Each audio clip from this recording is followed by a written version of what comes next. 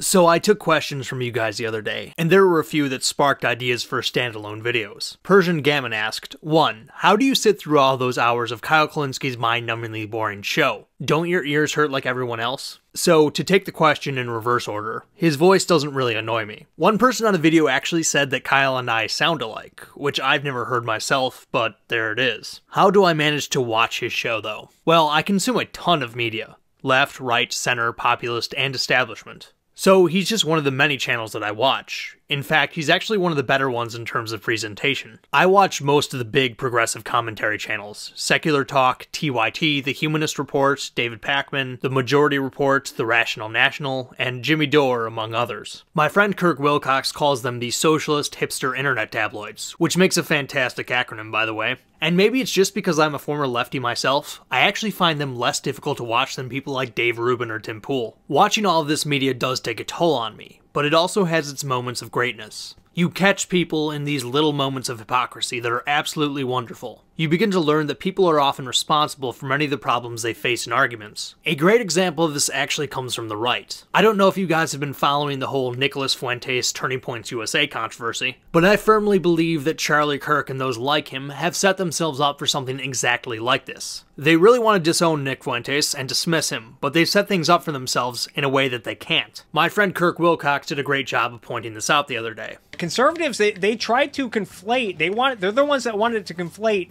free speech with the right to someone else's property and business. So now they got to square this contradiction where they don't want to sanction someone vile like Nick Fuentes. Well, now they appear to be hypocrites because they're all about the marketplace of ideas.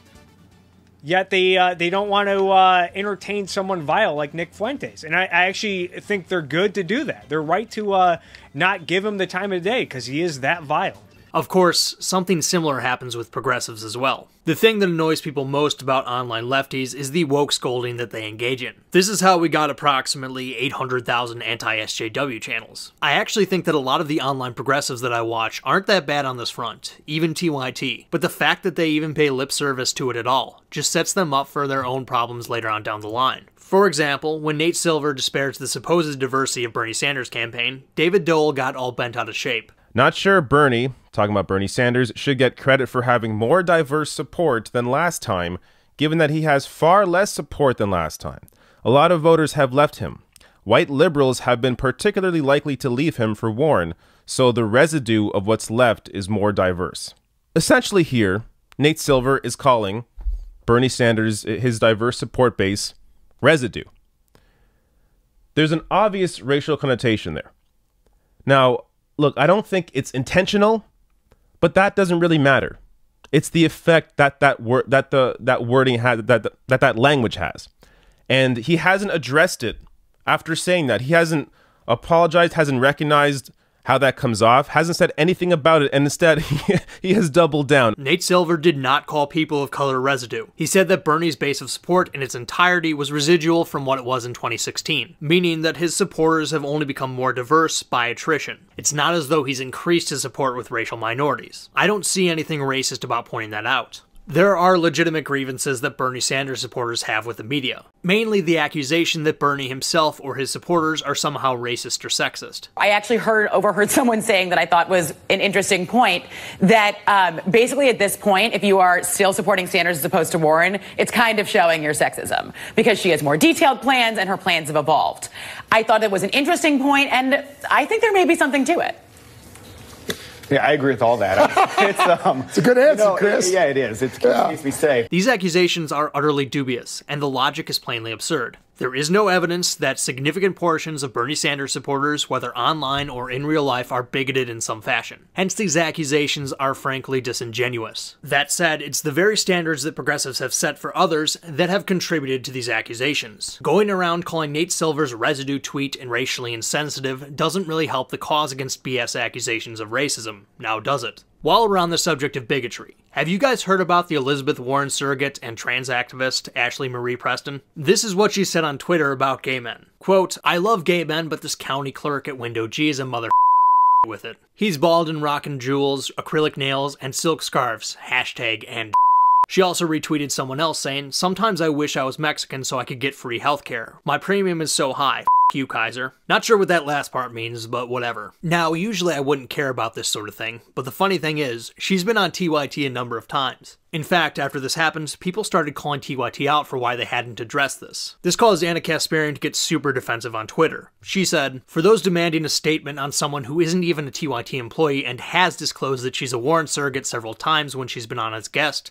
I can't control the actions of others. Your legitimate concerns have been heard. We're doing our best. To be honest, I'm exhausted and so tired of getting punished for whatever everyone else has done. I'm barely hanging on by a thread, and it's incredible how quickly people turn on you based on some shit you didn't even do. Going through this over and over again just isn't worth it." I actually agree with Anna fundamentally. TYT is not responsible for what guests say on their own time. The thing is, I wish Anna, Cenk, and everyone else was as charitable when it came to people they disagree with. Just listen to them talk about their former friend and colleague Dave Rubin sometime. The reason why I have such a huge problem with Dave Rubin is because he's had Milo Yiannopoulos on his show twice, hour-long interviews, and Milo was able to say whatever he wanted to say without any pushback from Dave Rubin, including anti-Semitic remarks. I have no love for Rubin myself, and when Rubin interviews someone, he mostly just nods his head along with whatever they're saying. But if it's not fair to do guilt by association when it comes to TYT, why is it all of a sudden fine when it comes to Dave Rubin? Of course, they don't just do it when it comes to Dave's guests. They insist that he's actually changed his ideology because of partnerships he's made with the Ayn Rand Institute and other right-wing Koch-funded groups. I know better than anyone else that sometimes I make mistakes, but I can confidently say that my political views are never influenced by a profit motive. That same cannot be said about Dave Rubin. He has partnered with Learn Liberty, which is funded by the Koch brothers, in addition to Prager University, and boom, he's suddenly a libertarian thinker. Anytime money changes hands on the right or among centrist Democrats, TYT loves to do the whole character assassination thing. People only disagree with them because they're paid to do it. None of that is new with TYT, of course. I've talked about this more times than I can count. But I'm bringing it up this time because of something that Ben Mankiewicz and Cenk said the other day. I remember one of my few proud moments in politics of figuring something out was in the middle of a debate with somebody about how academia is liberal, right? And me for years trained to be like, nah, it's not. And then like, why are we had this discussion once on the Turks, we were in agreement, but like, why are we arguing it? Yes, the people who've studied these facts the most and have come to understand them and have dedicated their life to them are mostly liberal.